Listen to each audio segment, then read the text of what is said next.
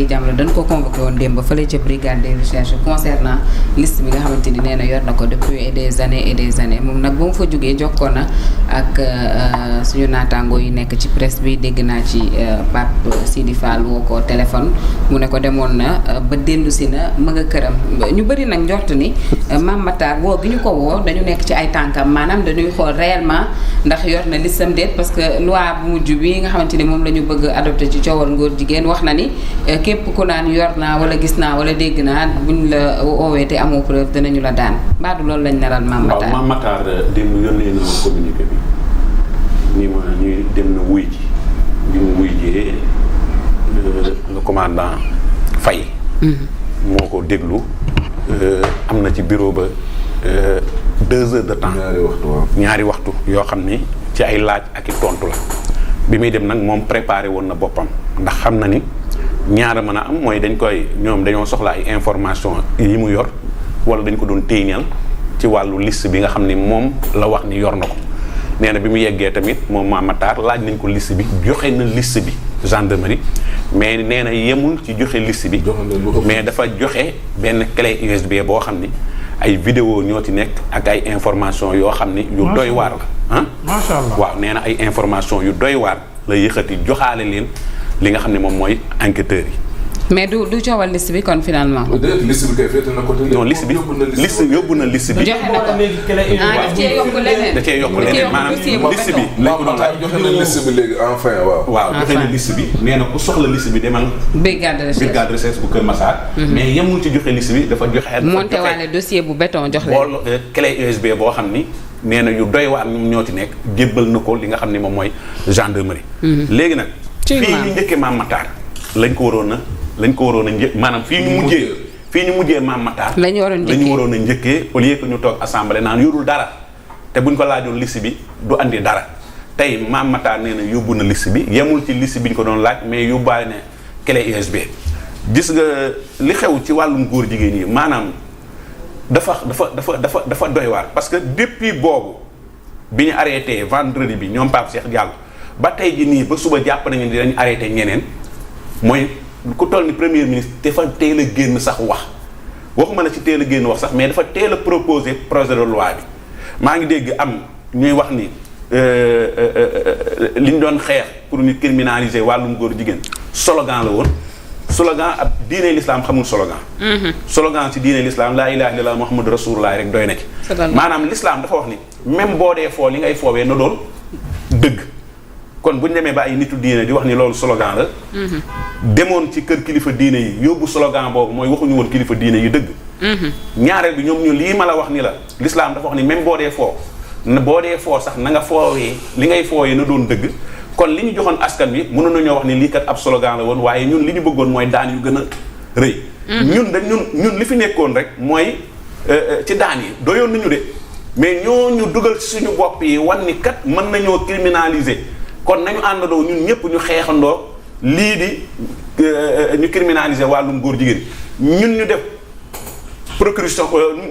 proposition jiital leen ni leen dox leen ñu topp seen ginnaaw. effectivement léegi nag bu ñu demee bay wax ni lañ doon xeex ci wàllum di wax ni nañu criminaliser ni loolu ab slogan la woon mooy nax nañu askan wi nax nañu kilifa diine yi ñaareel bi ci boppam mooy l'islam looy foowee na doon dëgg kon ñoom lañ doon foowee doonul dëgg. l'essentiel que Mame Matar wuy ji na. nee na joxe na liste bi boole na ci clé USB entendre nañ ko 2 heures de temps après bàyyi nañ ko mu ñibbi. génn na aussi dugg na li ñu woon na ñëpp wax leen li nga xamante ni moom la fa. dafa mel ni Mame Matar daal am na ndam.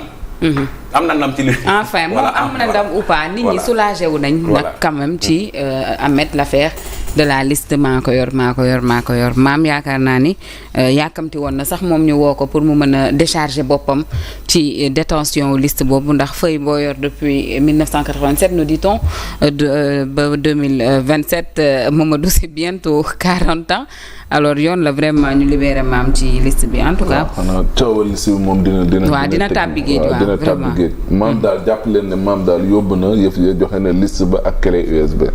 ak yeneen i révélation sax yu gën a waaw maam yóbbu na liste bi enfant. du ñàkk sax maam xam naa Yacine ak Ndiaga dinañ ko dalal ci suba teel bi. il faut ko defee mu wax leen lan la yóbbu ci clé bi loolu itam c'est important. alors on termine rapidement Cheikh Tidiane avec le G7 qui lance son 6e plan d'action tey débrayage nañ suba itam ak gannaaw suba wax nañu ne dañu nar a amal ab grève totale. Aujourd'hui la grande question qui se pose mooy ñu ngi au mois de mars école daanaka xaaj na mais xale yi nekk ci école publique bi il faut dire que jànguñu benn yoon am njàng mu sérieux ndax 2 temps 3 mouvements octobre ba tey G7 mi ñu ngi ci seen plan d'action grève ak débrayage. Oui, c'est compliqué hein. Donc, ça montre déjà l'état actuel de ce pays-là. Un pays traversé par une crise profonde. Pendant que le Premier ministre et le Ousmane Sonko dansent, et son président danse du Yango. du Wango, Wango la ñuy wax, n'est-ce pas? Du Wango. Wango boo xam ne je pense que les artistes ñi di tëgg musiciens noonu la ñu les musiciens sont des amis des deux protagonistes. dëkk boo xam ne foo dugg rek c'est un problème dëkk boo xam ne on ne tient pas les promesses yi on les connaît promesses yoo xam ne mbirum dund la déjà moom moo dem ca Koungheul taxaw ci kaw oto ne nit ñi développer ce pays là c'est une question de volonté xam nga loolu dafa am lu muy signifier volonté ce qui veut dire que donc on ne manque pas de moyens parce que si yow jàpp nga ne liy développer réew mi volonté la boobu jamono yow tu avais contesté que le pétrole pouvait changer l'image d'un pays parce que nee nga am nañu or am nañu ressources naturelles suffisantes am nañu 700 kilomètres de côte am nañu 3 kilomètres de terre arable am nañu une jeunesse disponible et qualifiable chaque année Ousmane moo ñu xamal ne c'est 150 000 jeunes qui entrent dans le marché de l'emploi la majeure partie formée maanaam au minimum am nañu bac alors nga ñëw nekk ci dëkk boo xam ne l'État n'emploie que combien de personnes xam nga État du Sénégal ñaata nit lay fay na fi par fin du mois xam nga ñaata lañ doon la masse salariale. Vas-y. Il ne faut même pas 200 000 personnes. Ils font 198 000 selon les dernières données de l'ANSD. La fonction publique. Li état di fay di tibb ci poosam di leen fay. matuñu 200 000. Nous sommes 18 millions de Sénégalais. Et pendant ce temps yow tu as fait écrouler le BTP. BTP xam nga ñaata corps de métier ñoo fay intervenir 14 corps de métier.